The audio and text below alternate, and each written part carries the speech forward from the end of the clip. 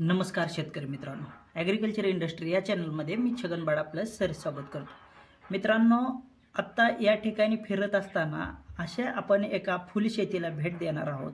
याच्यामध्ये सर्वप्रथम मी तुम्हाला सांगतो की शेतकरी शेती परवडत नाही या वाक्यावरती जो ठाम आहे त्याचं मूर्तिमंत उदाहरण मी या ठिकाणी तुम्हाला समजून सांगणार आहे।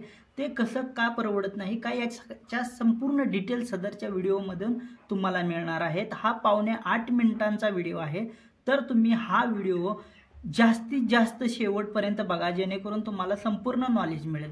या ठिकाणी फुलशेती या शेतीमध्ये असंख्य अशा फुलाची लागवड केलेली आहे। जे फुलं काही जणांना माहीत नाही, विक्रेत्याला जे माहीत नाही तशा प्रकारच्या फुले या ठिकाणी यांनी लागवड करून उच्च प्रकारची फुलशेती एकदम हायटेक प्रकारची करण्याचा एक प्रयत्न केला आहे। याच्यामध्ये स्वतः त्यांचं मॅन्युफॅक्चरिंग जशी एक इंडस्ट्री असते, जसा एखादा कारखाना असतो किंवा जसं एखादं प्रोडक्शन हाऊस असतं तसंच त्यांचं मार्केटिंग हाऊस असतं। त्याचप्रमाणे म्हणजे प्रोडक्शन केल्यापासून त्यांची जी चेन असते मार्केटिंग सिस्टम, त्याचप्रमाणे शेतीमध्ये त्यांनी पिकवण्यापासून ते विक्रीपर्यंत शेवटपर्यंत मार्केटिंगपर्यंत अशा प्रकारची एक जबरदस्त फुलशेती त्यांनी करण्याचा प्रयत्न केला आहे आणि त्याच्यात ते सक्सेस आहेत।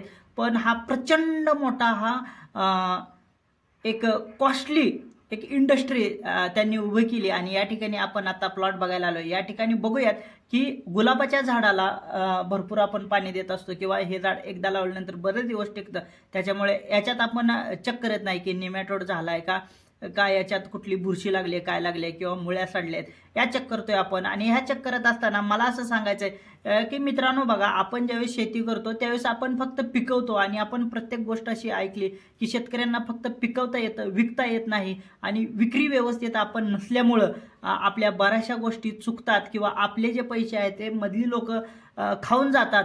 तर आणि ह्याच्यात सुद्धा विक्री व्यवस्था सुद्धा आम्ही केली असती, परंतु ही विक्री व्यवस्था करताना आमचं पीक वर्षातून एकदा येतं आणि तेवढंच आम्हाला विकावं लागतं। इतर वेळेत आम्हाला प्रत्येक गोष्टी शेतकऱ्याला प्रत्येक गोष्टीवर PhD करावी लागते, जसं की त्याचं इलेक्ट्रिसिटी आहे म्हणजे लाईट आहे, मोटर आहे, त्याच्यानंतर त्याचं ट्रान्सपोर्ट आहे, त्याच्यानंतर त्याला लागणारे शेतीमध्ये इतरत्र ज्या ज्या गोष्टी आहेत त्या सर्व गोष्टी त्याला बघाव्या लागतात। त्याच्यामुळे शेतकऱ्याला प्रत्येक गोष्ट सहन करणं शक्य नाही। आता बघा, या प्लॉटमध्ये अशी एक चूक झाली की या प्लॉटमध्ये तणनाशक मारत असताना वाऱ्यानं उडून गेलेल्या तणनाशकामुळे याचा रूट झोन डॅमेज झालाय।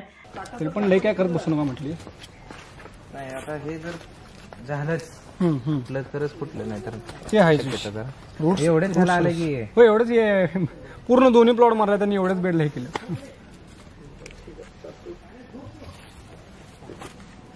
कशामुळे झाले? तणनाशक मारताना वर दोन्ही प्लॉटला पूर मारल्या तेवढ्यात इकडे एक आणि तिकडे पुढे।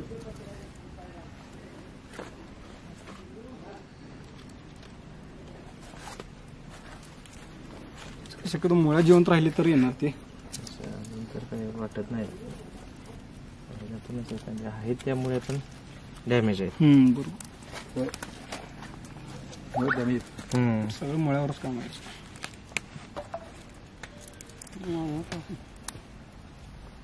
हे थोडे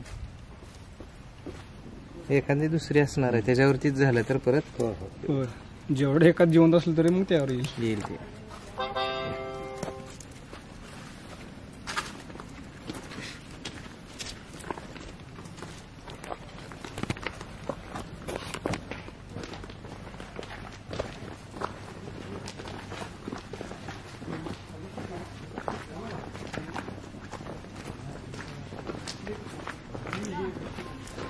आता बघा, तुम्ही प्रत्येक कंपनीमध्ये वेगवेगळ्या कामासाठी वेगवेगळे कामगार असतात, परंतु शेती असं क्षेत्र आहे याच्यामध्ये शेतीमध्ये लागणाऱ्या वेगवेगळ्या मार्केटिंग पासून ते प्रोडक्शन पासून ते पूर्ण त्याचं विल्हेवाट लावेपर्यंत सगळं एकाच माणसाला करावं लागतं। त्यामुळे एका माणसाला ते मॅनेज होत नाही आणि जर लय लोक ठेवली तर ते काम होत नाही।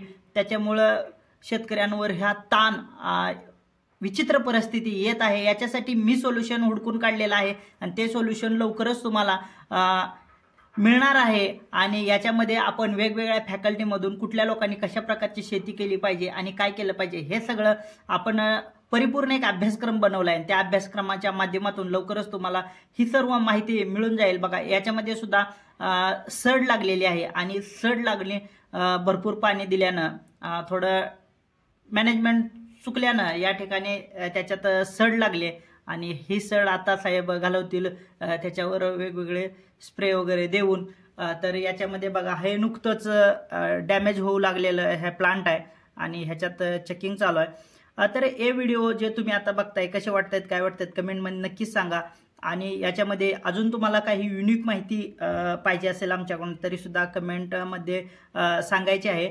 आणि जो आपला जो पॅटर्न आहे हा पॅटर्न जर शेतकऱ्यांनी वापरला तर त्याला कुठल्याही प्रकारचे वेगळेपणाची काही करण्याची गरज नाही. कारण या युनिटमध्ये बघा या ठिकाणी त्यांची मार्केटिंग सिस्टम आहे आणि माल पॅकेजिंग सिस्टम आहे.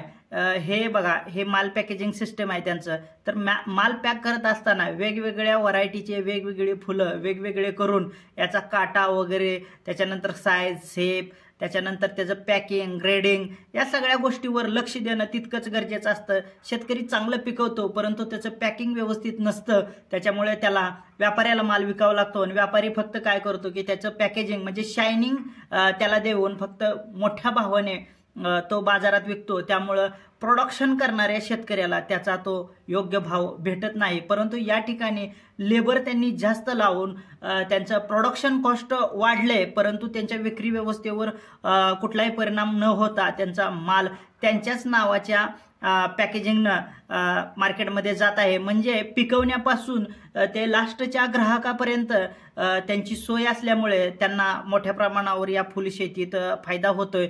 आणि हे बघा काटं काढायच्या मशीनपासून ते तुम्ही पुढच्या ह्याला बघचालच की ग्रेडिंग आणि वेगवेगळ्या फुलांच्या वेगवेगळ्या साईज वेगवेगळ्या करून त्याच्यासाठी वेगवेगळे स्ट्रे असे वापरले. त्याच्यासाठी लेबर सुद्धा तितकाच महत्त्वाचा आहे आपल्याकडे रेग्युलर काम करणारा. नाहीतर प्रत्येक वेळेस आपल्याकडे लेबर वेगळा काम करतो आणि त्याला समजून सांगण्यात आपला भरपूर वेळ जातो आणि पुन्हा तो दुसरीकडे कामाला जातो. अशा प्रकारचे सगळे प्रॉब्लेम एकच शेतकरी कसा सॉल्व्ह करू शकतो सगळ्या प्रकारच्या प्रॉब्लेमला यासाठी आपण सिलेबस बनवलाय. तो सिलेबस लवकरच तुम्हाला मिळेल. सदरचे व्हिडिओ कसे वाटतात कमेंटमध्ये नक्की सांगा. व्हिडिओ कसे वाटतात हे नक्की खरंच सांगा जेणेकरून आम्हाला पुढचा व्हिडिओ बनवताना त्याचा मोठ्या प्रमाणे फायदा होतो. धन्यवाद.